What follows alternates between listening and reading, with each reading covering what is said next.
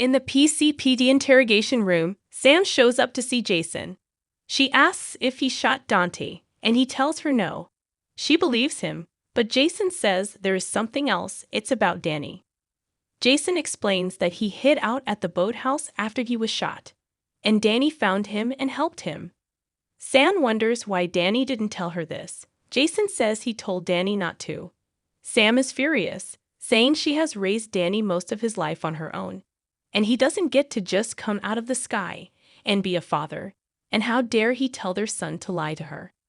Sam yells that Jason is a fugitive and Danny could be brought up on federal charges for helping him. She screams at him to say something. Tell me you know I'm right. Jason admits she is right. Sam calls him a danger to their son and orders him to stay away from Danny. Diane enters after Sam leaves and asks is there anything he can give her to show that he didn't shoot Dante. Jason replies, I can't. Diane warns him that if Dante dies, it's murder one, and that is as bad as it gets. He will spend the rest of his life in prison. She says he is her favorite client, difficult, but she'd hate to see him put away for something he didn't do. She says he has her number if he can think of anything she can use to help him. Brooke Lynn is the next to visit Jason, and he asks why she's here. Brooke Lynn explains Monica asked her to come and to give him this. She gives him an envelope. Jason asks if Monica is sick or hurt. Brooke Lynn explains she took a fall on the icy driveway during the holidays and then picked up a bug at the hospital. And she's been told not to push herself, so she won't be at the arraignment. Jason opens the letter. It says, I believe in you, love Mom. Brooke Lynn is told she has to vacate as the arraignment is about to start. Brooke Lynn wishes Jason luck. With tears in his eyes, he asks Brooke Lynn to tell Monica that he loves her and is sorry.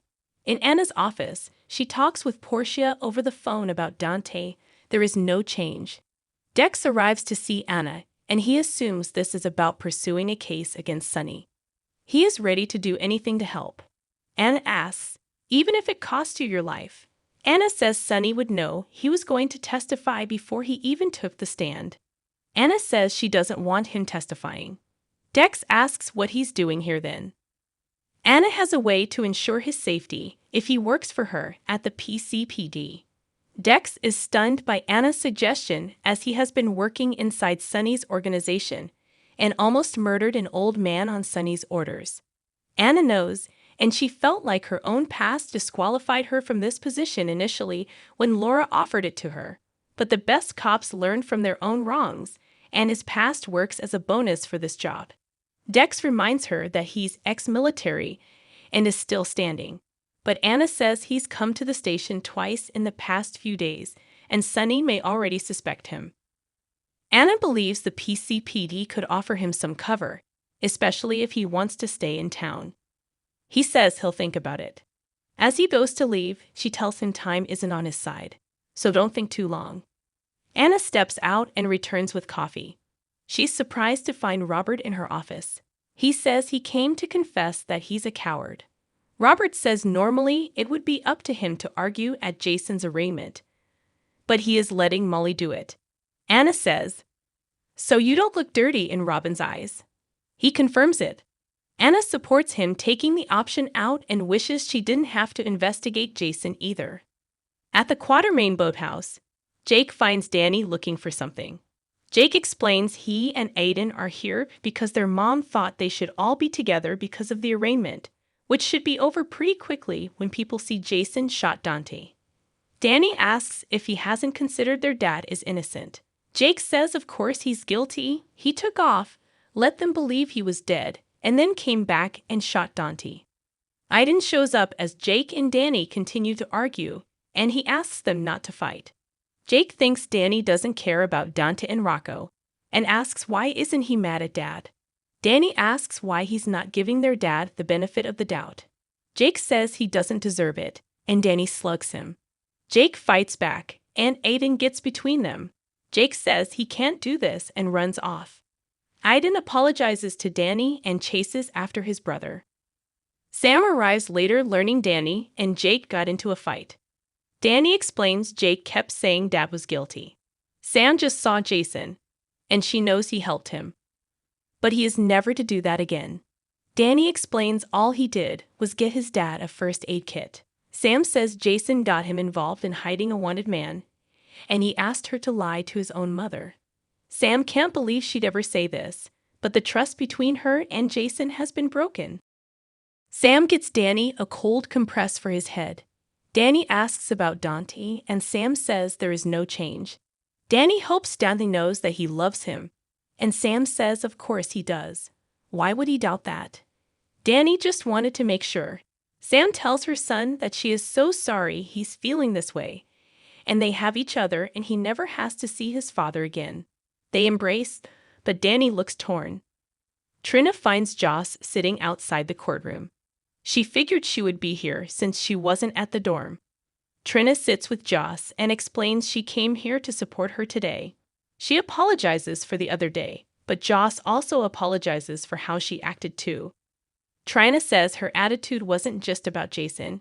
She is still having a hard time processing that Jason got to come back while Spencer is still gone.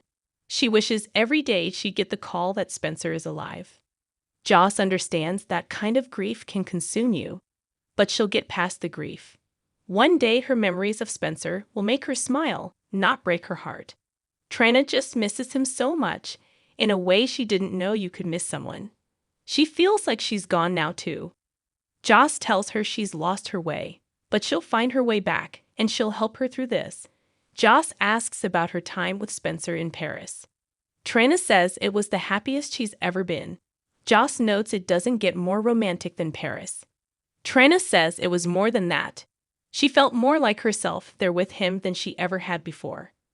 Joss is grateful she got that time with him, and that it was special. They embrace. Trina asks Joss about Dex. Joss says she hasn't spoken to him since she broke up with him. Trina assumes this has to do with Dex working for Sunny. Joss confirms it, but can't say any more without compromising him. Joss feels she never really knew Dex. Joss tells Trina she's okay and doesn't need to stay. But Trina doesn't have anything better to do. When Dex appears, Trina changes her mind and decides to head out. Joss asks Dex what he's doing here. Dex says he had an appointment. She asks with whom.